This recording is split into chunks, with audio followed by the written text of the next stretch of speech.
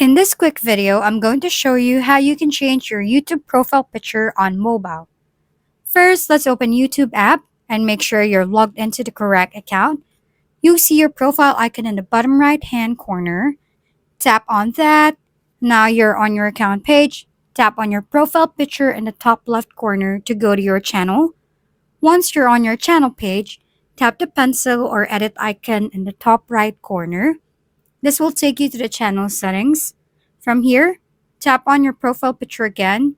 You'll get the option to either take a new photo or choose one from your device. Select the photo you want to use, adjust if needed, and then tap Save in the top right corner. That's it.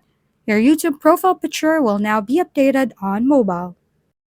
Thanks for tuning in to How to Doctor.